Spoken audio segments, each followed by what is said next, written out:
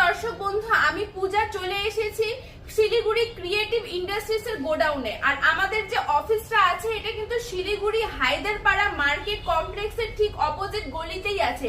আপনারা কিন্তু যদি অনেক দূর থেকে আসেন, যেমন কি আসাম বলুন, বিহার বলুন, আরো অনেক অনেক জায়গা থেকে এসে থাকেন, তো আপনারা যদি বাসে আসেন তাহলে কিন্তু আপনাদেরকে জংশনে নামতে হবে। আর যদি ট্রেনে আসেন তাহলে আপনাকে কিন্তু এনজেপি স্টেশন মানে নিউ জলপাইগুড়ি স্টেশনে নামতে হবে। সেখান থেকে কিন্তু আপনারা টোটো পেয়ে যাবেন। তো দর্শক বন্ধু, আমি আজকে আপনাদের যে বিজনেসের ব্যাপারে জানাবো সেটা কিন্তু সার্ফ বানানোর মেশিন, যেটা আমরা প্রতিদিন ইউজ করে থাকি। আমাদের এটা ছাড়া কোনো সময় চলবে না, মানে 12 মাস চলার মতন বিজনেসের ব্যাপারে আপনাদেরকে আজকে আইডিয়া দিব।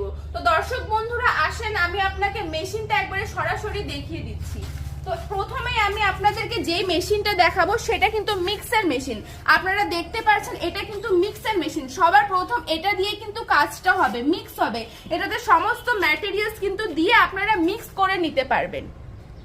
তো দর্শক বন্ধু, এরপরে যেটা দরকার পড়বে সেটা কিন্তু স্ক্রিনিং মেশিন। দেখতে পাচ্ছেন এটা কিন্তু স্ক্রিনিং মেশিন। এটাতে কিন্তু ছাঁকনির কাজ হবে, মানে মিক্সার হওয়ার পরে যে ছাঁকনিটা হয় সেটার কাজ হবে। এর বদলে কিন্তু আপনারা যদি অন্য মেশিন ফুললি অটোমেটিক নিতে চান তাহলে কিন্তু আপনাদেরকে কেজ মিল নিতে হবে।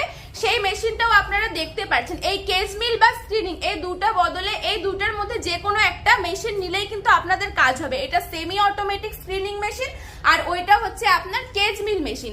এরপরে যেটা ব্যবহার হয়ে থাকে সেটা কিন্তু দেখতে পাচ্ছেন, সেটা ব্যান্ড সিলার মেশিন। এটাতে কিন্তু পুরোপুরি আপনারা সার্ফ তৈরি হয়ে যাবে, তারপরে যে প্যাকিং করতে হয় এই মেশিনে কিন্তু সেটা প্যাকিং হয়ে যাবে। তো এই তিনটা মেশিনে কিন্তু আপনি আমাদের কোম্পানি থেকে পেয়ে যাবেন। আমাদের কোম্পানির স্ক্রিনের নাম্বার দেওয়া আছে, নাম্বারে কন্ট্যাক্ট করুন।